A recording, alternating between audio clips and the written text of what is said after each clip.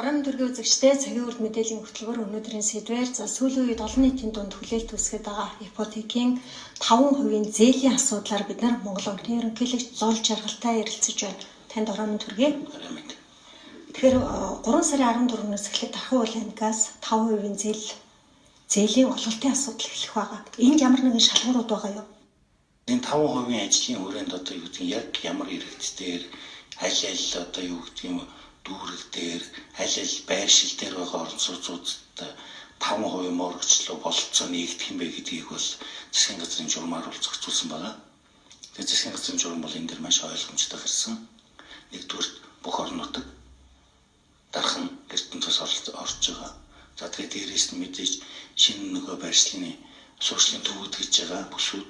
За дээрээс нь тэр ороолын дахин санхүүжилтийн одоо дүүргүүд гэж байгаа орон сууцаа зинц одоо чинээр барьж байгаа тохиолдолд тэр орон сууцнаас нь иргэд маань 5% үүтэйгээр моргочийн одоо зээлд хамрагдах юм бол цад болж байгаа. Өөрөөр хэлбэл яг таны дээр дурдсан барилууд дээр өмнө 8% зээл авсан байсан иргэдийн зээл маань 5% руу бас давхар шилжинэ гэж ойлгож болох уу? Тэгэхээр одоо зөвхөн баримжаагаар хэлэхэд 18,500 төгрөгийн яг одоо энэ суурьшлийн бүсүүдэд байж байгаа саяын засгийн газрын тогтоолоор томьёологдсон энэ хэсэгт байгаа орон сууцны зээлүүд 8% байсан мөн шууд 5% болж байна гэсэн үг. Тэр гэрээ хийсэн өдрөөс. За 5% боснтой холбогдуулаад шалгуур үзүүлэлтэн дээр ямар нэгэн зүйл нэмэгдсэн үү? Зээл болгох. Тэр 5% иргэний нөгөө нэг төр одоо моргэж авах ипотекийн зээл авах тэр шалгуур үзүүлэлт нь ямар ч өөрчлөлт бол байхгүй шүү дээ. Зөвхөн одоо бүсчилсэн ийм бодлогын арга хэмжээ авагдаж байгаа нь одоо яг одоо утга санаа агуулга нь бол эконы талаас зөв нөгөө талаас бид нар мөнгөний бодлого, эдийн засаг, дунд хугацааны өсөлт эднэрээ харах юм бол биднэрт энэ хоримтлыг дэмжсэн бодлого орон нутгийн нэлийн төлхөө явуулах зүйтэй юм байна. Энэ бодлогыг хэрэг танаа сайн санаж байгаа бол 14 оны 6 сар засгийн газрын тогтоолоос гарсан байдаг санах юм. Одоо орон нутагт байгаа моргож энэ орон сууцны зээлийн хүүг буулгах юмсан гэдэг. Тэгээд тэр үед бол 7% болох уу 6% болох уу гэж бид нар ярьж байгаа. За улсын төсөв дээр суулгах зөрүүгийн төлдөг ийм схемээр явъя гэж ярьж ирсэн. Сая харин хуулийн шинэ болцоо бидэнд нэгдлээ л дээ. Ирээдүйн одоо тэтгэврийн нөөц сангийн хууль батлагдсантай холбогдуулаад энэ нөөц сангаас их усүрэн гардаг ийм санхүүжилтийн их усүрцээс улсын төсвийн тул хамруулахгүйгээр энэ нөөц сангийнхаа хүрээнд засгийн газар шийдвэр гаргаад ер нь саяын энэ хэлээд байгаа 5% энэ бүс арeenуудад бол ер нь 5% зээлийг бол олгоё гэдэг ийм шийдвэр гарч байгаа. Энэ дээр бол засгийн газар Монгол банк хамтарсан тушаал гарсан байна.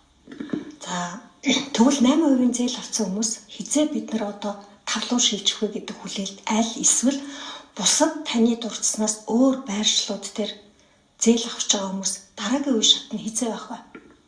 Тэгэхээр яг иргэдийн хувьд бол мэдээж хүлээлт үлзэндээ байгаа. Нийт зээлийн бүтээгдэхүүн дотроос ялангуяа энэ орон сууцны ипотекийн тогтолцоо бол иргэдийн өрх гэрийн хуримтлалыг дэмждэг.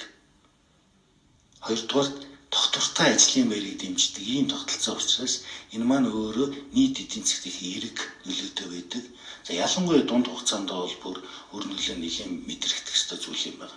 Одоо гэтэл 70,000 орон сууц нь одоо өрх гэрээнд хамрагдсан байна л да.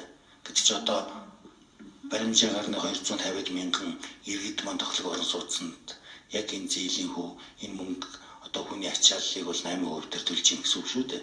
За эндээс одоогоор бол 18,000 за мэдээж явандаа энэ саяын нөгөө орон нутагт бол баригдаж байгаа орон сууцны хүртээ хэмжээ нэмэгдэхээр бол энэ тоо нэмэгдэх бах. Тэр нь 5% моргожийн хүүтэйгээр одоо зээлээ төлөөд орон сууцнд ороод ажил хөдөлмөрөөр эрхлээд явах юм болцоотой болж ийн гэсэн үг л дээ. Бас нэг хэсэг яригдаад байсан л да урьдчилгаа төлбөр 30%-аас 10% болж магадгүй гэсэн хүлээлт байгаа гэсэн. Мэдээж альва нэгэн зүйлд өөрийн урьдчилгаа төлбөр байж ич тэр нийт одоо юу гэдэг моргожийн тогтолцоог бий болгож байгаа энэ систем маань ажиллах учиртай юм. 30% дээр бол нэг өөрчлөлт орно гэж бол хүлээлт бол байх нь бол буруу баг. Зээлийн хүү хизээ буух вэ гэхээр инфляцийн түвшин намдаар үйж ил зээлийн хүү буух учиртай. Тэр хэрэг зээлийн хүүг буулгах энэ болцоо маань олон жил бид нар хүслээ мөрөөдлөө ажиллалаа. За сүүлийн 3 жилийн дотор бол нэлээд их ажил хийгдлээ. Энэ инфляцийг бууруулах дээр тэр өнөөдөр 2% инфляцийн энэ ирсэн байгаа төвшин маань цаашдаа ингэж хадгалагдаад намдуур төвшөнд бидний хүсэж байгаа ямар ч гэсэн 6% дотроо байгаад байх юм бол биднэрт энэ моргожийн тогтолцоон дээр нэлээд цаашаа энэ суурьд хэлэх одоо 8-ыг бууруулах, 8-ыг цаашаа нөгөө хүрээгээ яаж тэлэх үү гэдэг арга хэрэгслүүд маань одоо болцоонууд маань нэгдэх гэсэн үг л дээ. Тэгэхээр дараагийн шатандаа бол мэдээж моргожийн энэ хүртээмжийг нэмэх бол биднэрт бол зайлшгүй шаардлага байгаа. Яг бол одоогоор өөртөө мэдчихэж байгаа шүү дээ. Нийт иргэдийн маань, нийт өрх гэрэн маань 800 мянган байгаа Монгол улсад хэдэн орон сууцсан моргожинд хамрагдсан байгаа байлээ. Тэгэхээр хийх ажлынхаа дөнгөж ихэнд бид нар явж байна л да. Амархан ажил бол ерөөсөө биш. Олон улсын жишгийн дагуу яг энэ зөв ипотекийн тогтолцоо руу шилжиж бид нар 13 оноос л хэлж байна шүү дээ. Тэгэхээр энэ маань одоо л яг нэг тийм нөөц сан ирээдүйн тэтгэврийн нөөц сангаас санхүүжигдаад Монгол банк тэрийн мөнгөний бодлогынхаа хүрээндээ санхүүжүүлээд явдаг ийм тогтолцоо бол бид нар шилжиж байна. Инфляц намд оров байна гэдэг бол хоёр ач холбогдолтой л. Нэгдүгээр тийм иргэдийн зээлийн хүү буурахад бол маш чухал зүйл.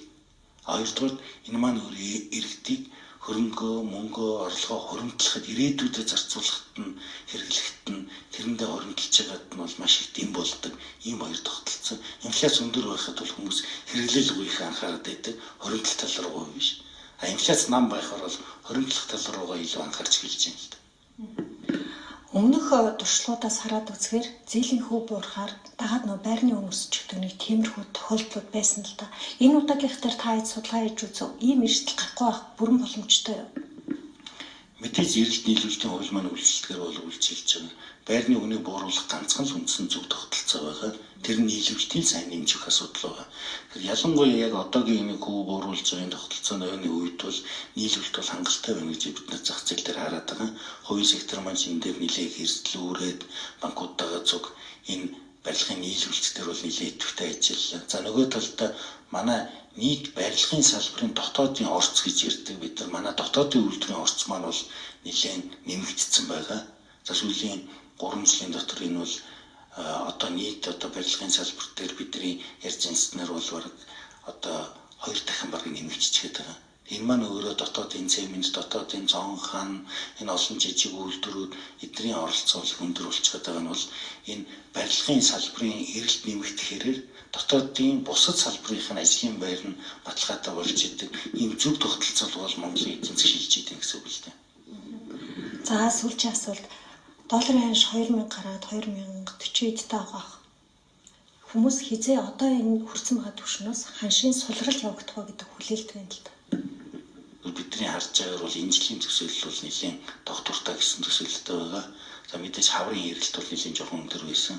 За 3 сараас ахуулаад 4 сар за ингэж ер нь 2 дугаар улирлаас бол манай валютын орлого маань нэмэгдээд эхэлдэг болсон юм байна. За 3 сарын валютын төсөөллийг сая засгийн газартай ярьж байхад бол орох хүрсгэл маань нэлийн нэмэгдэх төлөвтэй байлээ. Тэгэхээр бол энэ 3 сартаа бол ханш бол нэлийн тогтвортой байх болов уу гэсэн, эрэг талдаж байх болов уу гэсэн ийм хүлээлттэй байгаа Монгол банкны зүгээс бол мэдээ зах зээл дээр гарч байгаа огцом өөрчлөлтөөр бол Монгол банк бол тогтмол орж нөөцөөс валют нийлүүлж явдаг. Тэгэхээр энэ ажил маань 1, 2, 3 дугаар сарын эхэнд бол нэлээд идэвхтэй явагдчихсэн.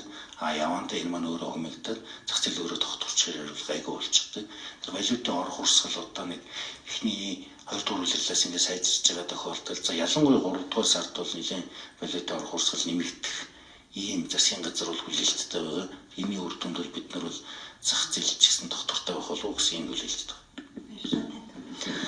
За цагийн үрд мэдээллийн хөтөлбөр өнөөдрийн сэдвээрээ Монгол банкны ерөнхийлөгч Зул Жаргалтай ипотекийн 5% зээлийн асуудал болон долларын Монгол төгрөгтэй харьцах ханшийн асуудлаар ярилцлаа.